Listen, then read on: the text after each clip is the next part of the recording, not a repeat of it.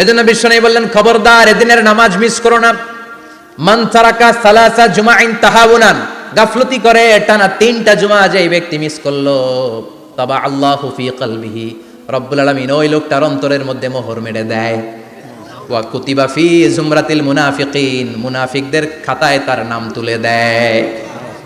3টা জুমা যদি কেউ মিস করে, 2টা পানিশমেন্ট। এক হচ্ছে তবে আল্লাহু ফি কলবি, আল্লাহ অন্তরে মোহর মেরে দেয়। ভালো কথা ভাল লাগে না, নামাজ ভাল লাগে না, আজান ভাল লাগে না, ইসলাম ভাল লাগে না, শুধু মৌজ মাস্তি ভাল লাগে, গান বাজনা ভাল লাগে, এরকম আছে না নাই? জুমার নামাজে যায় না। আরেকটা হলো কুতিবা মিনাল মুনাফিকিন, মুনাফিকদের খাতায় নাম তুলে দেয়। আল্লাহ হেফাজত করো, আরো জোরে পড়েন আমিন। জুমার দিন আগে আগে মসজিদে আসবেন ইনশাআল্লাহ। সবাই রাজি? ইনশাআল্লাহ। আসেন, আল্লাহ জুমার ব্যাপারে কি ওয়াজ আমাদেরকে করলেন আমরা শুনি। শুনতে রাজি?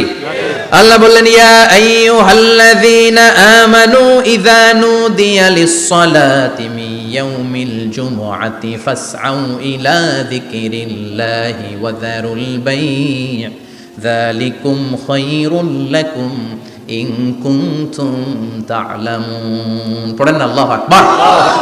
আল্লাহ বললেন, ও আমার মুমিন বান্দারা শোনো শোনো। আপনাদেরকে অ্যাড্রেস করে আল্লাহ বলছেন, ও আমার মুমিন বান্দারা শোনো, ইযা নুদিয়া লিস-সালাতি মিন ইয়াউমিল জুমআ, জুমার নামাজের আযান যখন দেয়া হয়, ফাসআউ ইলা যিকরিল্লাহ, আল্লাহর স্মরণে তোমরা ধাবিত হও। ওয়া যারুল বাই', কেনা বেচা বন্ধ করে দাও। যালিকুম খায়রুল লাকুম ইন কুনতুম তা'লামুন, এটাই তোমাদের জন্য কল্যাণ যদি তোমরা বুঝতে পারো। জুমার নামাজের আযান যখন হয়, ফাসআউ ইলা যিকরিল্লাহ, আল্লাহর স্মরণে তোমরা বের হয়ে যাও। আল্লাহু আকবার। ফাসআউ ইলা যিকরিল্লাহ ইযা নুদিয়া লিস-সালামি ইয়াউমিল জুমআ, জুমার নামাজের আযান যখন দেয়া হয় বের হয়ে যাও, তখন কোনো কাজ রাখা যাবে না।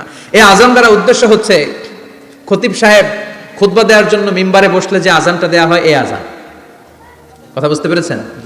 কিন্তু দুর্ভাগ্যজনক হলে সত্য, আমাদের বাংলাদেশে এই আজানটা কেন যেন মুয়াজ্জিন ভাইরা ইমাম সাহেবের সামনে এসে আস্তে আস্তে দেয়, ছোট ছোট করে ইমাম সাহেবের মুখের উপরে দেয়, মাইকে দেয় না। এটা পাইছে কই?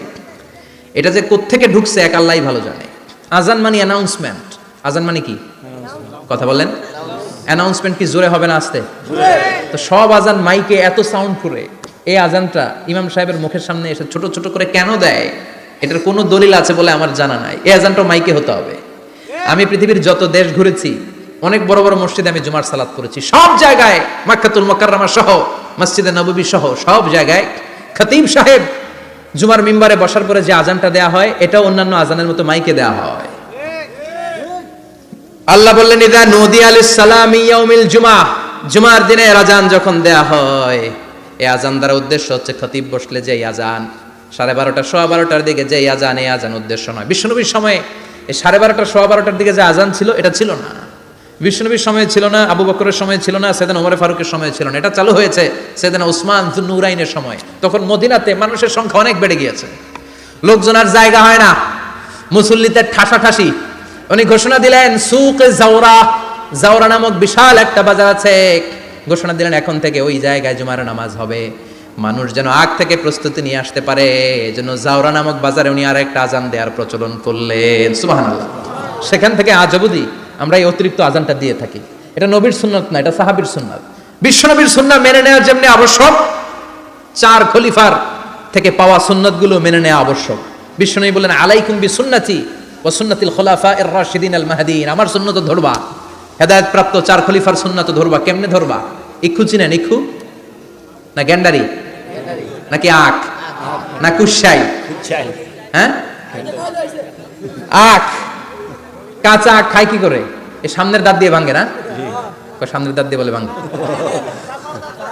চাপার দাঁত দিয়ে, এই জায়গার দাঁত দিয়ে শক্ত করে ধরতে হয়। বিশ্বনবী বললেন, আব্দু আলাইহা বিন নওয়াজিজ, আমার সুন্নাত আর সাহাবীদের সুন্নাতকে চাপার দাঁত দিয়ে আঁকড়ে ধরো, যাতে ছুটে না যায়। চিল্লায় পড়েন আল্লাহু আকবার।